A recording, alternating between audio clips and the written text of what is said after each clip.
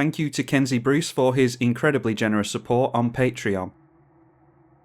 Urtet Remnant of Memnarch versus Marquesa, Urza, and Jared. Well, I've just played a game against Urtet, which I'm not sure if you've seen it or not. Not sure what order I'm going to release things in, but I know that if I mulligan this hand, then I'm going to get into a hand with no lands in it, so I decided to keep this one, even though it's not too great. Okay, we've had a player scoop already. Excellent. So if you've seen this game, then it's the best of a bad bunch, unfortunately. Play out the World Tree. Drew into a Storm the Vault, which I'm hoping we're going to be able to turn into a Tolarian Academy. Our opponent sacrificing a Rocky Tar Pit. Ash Barrens being discarded by the 5-colour player. Liquimetal Torque from the Azorius player. And we draw into a Scalding Tarn, so I think it's okay to go Plateau into the Earthcraft. Want to save the Hovermere for after our commander hits play. Jared throws out a Coiling Oracle and reveals a Nethroi Apex of Death. Hasn't played the land that he fished out with the Ash Barrens yet. First commander of the game is Urza, Prince of Kroog. And we see a Vidalcan Archmage. Are we going to go for that on turn 4? Might be able to go for that next turn with the Earthcraft off our commander, so I'll go for a basic island here so that we can make use of the Earthcraft next turn for double blue mana.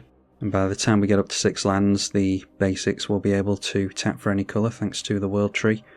So that means it's our commander here, Fabro Elder. That's funny. The first non-legendary Mere we see is the Hovermere, but it's under the control of the Urza player. Then a Trail of Evidence. Okay, and we draw into a Triome, so let's go for the double blue mana. Earthcraft can untap the island. We can tap down our Urtet. Throw down the Vidalcan Archmage. And then it can be a swamp here because I want to go for the Hovermere. So we'll untap the island again, tap down the Vidalcan Archmage this time. And then throw down the Hovermere. That will draw us a card and make us a Mere token. Okay, drawing into another land, so we've got plenty of lands to make before we have to get down the Triome. Yeah, and then there's nothing we can do after that, unfortunately. We'll have 3 mana available to us off the back of the Earthcraft. So we could just cycle this thing, I suppose. But we'll save that for during our opponent's turn, I think. The Urtet untaps itself to its own ability. Fabro Elder will be tapping for 3 mana at this point, playing out the planes that they revealed previously. Fabro makes Bant mana. And now we see Nethroi Apex of Death, and that is going to be mutated onto the Oracle. Nothing to return back from the graveyard, unfortunately, for our opponent, and they do put the Nethroi underneath it, so that is just a 1-1 with Death Touch and Lifelink. The Hovermere swinging in towards us as a 3-4 with Vigilance and Flying, so not going to throw our Hovermere against that. Alright, and curiously, with 6 mana held up, just passing through the turn with 4 cards in hand, so I am going to go for cycling this land. Don't think I've ever cycled a Triome before. That draws us into another land in a Tundra. Would have been disappointed to see that next turn, so glad to get a card further down into the deck. We just get into a land anyway. So might as well play the basic. It's just one more thing to untap with the Earthcraft. And yeah, I'm not going to swing in anywhere, so might as well start untapping lands here. Because like before, the Mere are going to untap during our combat phase, so we'll try and get both of our 4-drops done here. The Azorius player doing something in response, and that is a Chrome Prowler. Tap a target creature an opponent controls when it enters, so see what they want to do here. Okay, we're going to tap this down anyway, so that doesn't really matter. Untap a different land with the Urtet.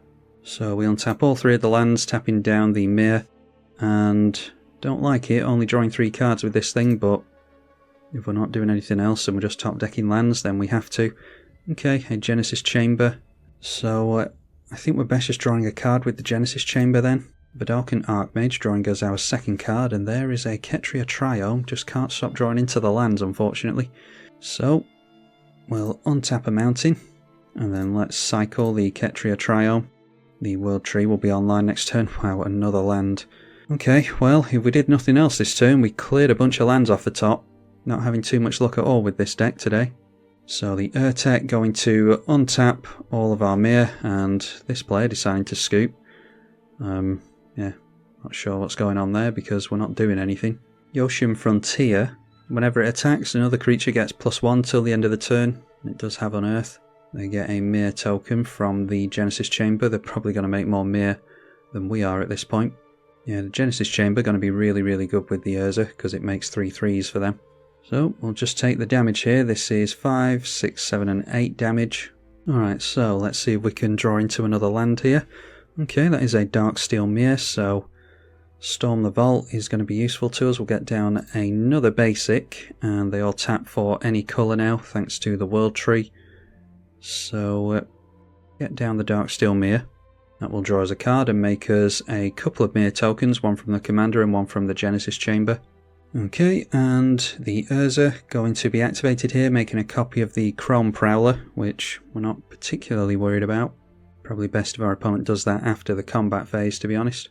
Anyway, tapping down our Commander again, so we'll go for the Earthcraft and tap down the Myr Commander in response. And there is a Palladium Myr as well. So 3 mana for 3 Myr, and let's untap these basics. Then we can just do the same again and play the Palladium Myr this time, drawing a Cascading Cataracts this time. And then untap our lands again, because we're just going for a Storm the Vault here apparently, because we haven't drawn into too much of anything else. So this thing will flip round into a Tolarian Academy at the end of the turn. We'll untap our lands before combat. So we can start looking at going for the plus counters a couple of times a turn on the Urtet at this point. Our opponent's going to start smashing in for a hell of a lot of damage, and we will be able to make some decent double blocks. Darksteel Ingot from Urza. So down to 1 card in hand. Can still make a token copy of something though. So swinging in with the 3/4 Hovermere, we'll have to be careful swinging in with anything else. So we'll take the damage. Our Hovermere might be relevant later on in the game. We go down to 25 and then through to the end step. Oh, and we can only do this during our turn. Duh. Right, okay, so I missed out on the opportunity with the Urtet stupidly.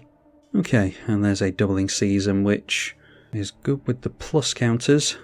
So let's tap down the Vault for a bunch of blue mana. That gives us 10 mana. Play out the Tiger is fine. Tap that down for green mana. Spend the blue mana on the Doubling Season. Noteworthy that all the mana from the Academy is good with the Cascading Cataracts as well. Means that we can filter it through this.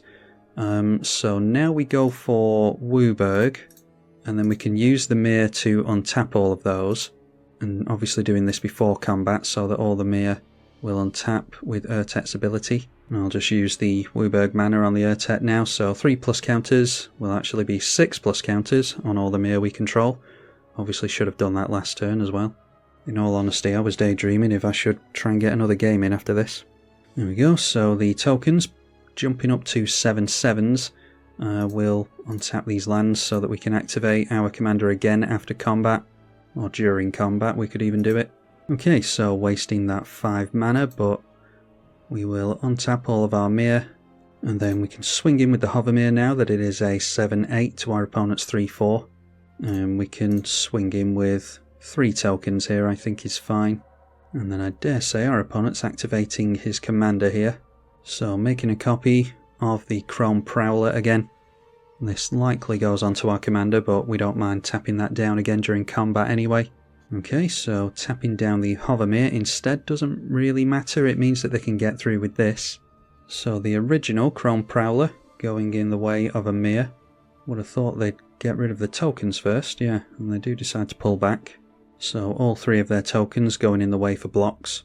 And then I won't make the same mistake twice. We will activate the Urtet for Wooburg, and this will allow us to deal even more damage in the air with the Hovermere, as well as setting us up for a decent alpha swing next turn.